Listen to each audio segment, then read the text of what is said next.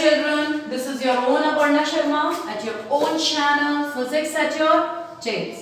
Beta, we have already started about a relation E is equal to minus dV upon dr. Sorry for not facing you earlier. I'm sorry. पर चलिए अब हम बात करते हैं equipotential surfaces की। क्या होती हैं इक्विपोटेंशियल सरफेसेस? इक्विपोटेंशियल सरफेसेस का मतलब होता है किसी भी चार्ज के चारों तरफ वो सरफेस, ऐसी एक सरफेस बनाइए जिसके हर पॉइंट पे पोटेंशियल कैसा हो, सेम। जिसके हर पॉइंट पे पोटेंशियल कैसा हो बेटा, सेम। ठीक है, उस पोटेंशियल से उस सरफेस को हम कहते हैं इक्विपोटेंशियल सरफेसेस। ये हमारी इक्विपोटेंशियल सरफेसेस की चार प्रॉपर्टीज होती हैं। उन चार प्रॉपर्टीज में पहली प्रॉपर्टी है कि amount of work done in moving a charge from one point to another point on the same equipotential surface is zero। इस बात का मतलब यह है कि यदि आप एक चार्ज एक सरफेस से दूसरे सरफेस तक मूव करते हैं, एक उसी इक्विपोटेंशियल सरफेस के एक पॉइंट से दूसरे पॉइंट की तरफ मूव करते हैं, तो वर्क डन जीरो आता है। उसका कारण क्या होगा? वर्क डन का फॉर्मूला होगा VB minus VA into Q not. VB minus VA का मतलब इन दोनों पॉइंट्स का पोटेंशियल कैसा है, सेम, क्योंकि ये इक्विपोटेंशियल सरफेस के पॉइंट है, इसलिए इन दोनों के पोटेंशियल का डिफरेंस क्या हो जाएगा, जीरो। तो net work done will be zero. दूसरी बात, किसी भी चार्ज से निकलने वाली इलेक्ट्रिक फील्ड लाइन हमेशा उसकी चारों तरफ होने वाली इक्विपोटेंशियल सरफेस के क्या होती है, perpendicular. They are always perpendicular. Set third point, we know E is equal to minus dV upon dr। जिसने ये चीज नहीं करी है प्लीज मेरी लास्ट वीडियो जाके देखिए, आपको ये रिलेशन पूरी अच्छी तरीके से मैंने एक्सप्लेन किया हुआ है कि ऐसे कैसे डिराइव करते हैं और कहां से। तो इसी चीज को यदि मैं आपके लिए लेके चलती हूँ E is equal to minus dV upon dr, तो उसमें हम आपसे यहां पर कहते हैं कि यदि यहां पर आपके पास चेंज बिल्कुल सेम हो, then in that condition electric field is inversely proportional to distance। यदि पोटेंशियल में चेंज कैसा हो, कांस्टेंट, तो electric field is inversely proportional to distance. जिस बात का मतलब ये है कि जहां पर भी इलेक्ट्रिक फील्ड स्ट्रांग होगा वहां पर इक्विपोटेंशियल सरफेसेस के बीच का डिस्टेंस कम होगा। जहां इलेक्ट्रिक फील्ड वीक होगा वहां पर आपके पास इक्विपोटेंशियल सरफेसेस के बीच का डिस्टेंस ज्यादा हो जाएगा। Last but not the least, fourth property of the equipotential surface is that the equipotential surfaces will never intersect with each other।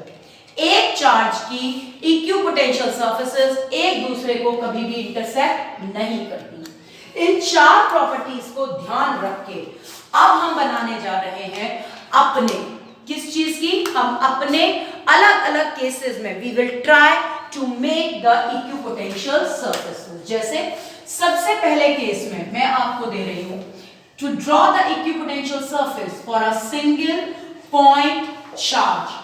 आपके पास यदि सिंगल पॉइंट चार्ज है इस तरह से, किसी भी सिंगल पॉइंट चार्ज का पोटेंशियल दिया जाता है 1/4 pi epsilon not q upon r से। ठीक है, आप चाहते हो कि आप इसके चारों तरफ एक ऐसी सरफेस बनाओ जिस पर हर जगह पर पोटेंशियल कैसा हो, सेम। तो उस कंडीशन में आपको क्या करना पड़ेगा, चार्ज तो वही 1/4 पाई एप्सिलॉन नॉट कांस्टेंट है, तो आपको r भी कांस्टेंट रखना होगा। यानी इसके चारों तरफ आपको सरफेस बनाते हुए ये ध्यान रखना पड़ेगा कि चार्ज के चारों तरफ डिस्टेंस कैसा हो, सेम, सरफेस से इसका डिस्टेंस सेम हो। There is no another option. Please keep your charge at the centre and make the surface to be spherical in shape. किस शेप में बनाइए, स्फेरिकल शेप में। इस चीज से यहां पर ये सारी चीजें मैं आपको इकट्ठा एक्सप्लेन करके दिखाती हूं। जैसे लास्ट में मैंने कहा नो इंटरसेक्शन। क्या आपको जिस तरीके से मैंने ये बनाया है ऐसे में यदि मैं चार्ज को सेंटर कर दूं तो क्या आपको लगता है इनमें से किसी भी स्फीयर का एक दूसरे के साथ कोई इंटरेक्शन हो सकता है? नहीं हो सकता, राइट। बट इस चार्ज के पास इलेक्ट्रिक फील्ड स्ट्रांग होगा, इसलिए हम हमेशा पास की जो इलेक्ट्रिक फील्ड इक्विपोटेंशियल सरफेसेस होंगी इनको पास बनाएंगे, और जैसे जैसे दूर होता चला जाएगा हम इनके बीच का डिस्टेंस बढ़ाते ही चले जाएंगे। Next, electric field lines coming out of the charge will be perpendicular to your equipotential surface. आपने यहां से यदि इसकी इलेक्ट्रिक फील्ड लाइंस ली तो वो सब ऑटोमेटिकली इसकी रेडियस बनेगी, हर स्फीयर की रेडियस मिल जाएगी, और radius is always perpendicular to the circumference, right? So in that case children आपको ठीक, राइट? अब आ जाओ नेटवर्क में। यदि आप यहां से पॉइंट ए से लेकर बी तक, पॉइंट ए से लेकर बी तक यदि आप एक चार्ज को मूव करते हो, रास्ता कोई भी पकड़ लो, यहां से जाओ यहां से जाओ, मुझे कोई फर्क नहीं पड़ता, क्योंकि मेरा फॉर्मूला ये कहता है work done is equal to VB minus VA into Q naught. VB और वीए दोनों की वैल्यू बिल्कुल सेम है, क्योंकि इक्यू पोटेंशियल सरफेस होने का मतलब है कि इस पोटेंशियल, इस वाली सरफेस के हर पॉइंट का इस चार्ज की वजह से पोटेंशियल क्या होगा, सेम। तो यहां पर क्योंकि पोटेंशियल सेम होगा, आप उसे मल्टीप्लाई टेस्ट चार्ज से करो या किसी भी चार्ज से करो, रिजल्ट तो जीरो आना ही। Is that clear? ठीक, नेक्स्ट सेकंड केस बना रही हूं मैं आपके लिए, that is a dipole. Dipole का मतलब आप सब जानते हैं, you have one positive charge and another negative charge. आपके पास डाइपोल होने का मतलब है दो चार्ज और उसमें से भी दोनों चार्ज इक्वल मैग्नीट्यूड के और उनके opposite natures. So in that case ये जो होंगी they are close together in the region in between the two charges. यहां पर जब आप इक्विपोटेंशियल सरफेसेस बनाएंगे तो बच्चा सबसे पहले इस तरह से करके आप, ठीक, अब ये इधर क्लोज होता चला जाएगा और उधर फैलता जाएगा। दिख रहा है बच्चे? बनाने का ये डिफरेंस आपको मतलब याद रखना पड़ेगा। इधर की तरफ बढ़ा कम करते चलिएगा डिस्टेंस, मिला मत दीजिएगा जैसे मैंने, मेरे पेन स्लिप होने से अभी मिल गया, ठीक है जी, राइट? इस चार्ज से निकलने वाली इलेक्ट्रिक फील्ड लाइंस आप ऑफ कोर्स बाहर की तरफ डालेंगे, ठीक है? इस चार्ज से आने वाली इलेक्ट्रिक फील्ड लाइंस को आप ऑफ कोर्स अंदर की तरफ डालेंगे, दोनों की मिला के आप इस तरह से डाल देंगे। ये इसकी इलेक्ट्रिक फील्ड लाइंस हैं, ये मैं क्लियर कर दूं, इक्विपोटेंशियल सरफेसेस ये हैं। Is that clear? चलिए अब हम बात करते हैं, you will learn this diagram very properly from your book, ठीक है? I know it is not very clear on the board but you have to bear it till the time, ठीक है? इसलिए अब आप कोशिश करिए अगले वाले पर चलने की। अगला है आपके पास दो चार्जेस हों जिनका नेचर बिल्कुल सेम है और उनका मैग्नीट्यूड भी सेम है। बेटा इक्विपोटेंशियल सरफेसेस एक्चुअली फिलहाल at this point of time I will request you to learn properly, किसकी कैसे बनानी है इस चीज को याद कर लीजिए। इसमें आप उल्टा चलिएगा,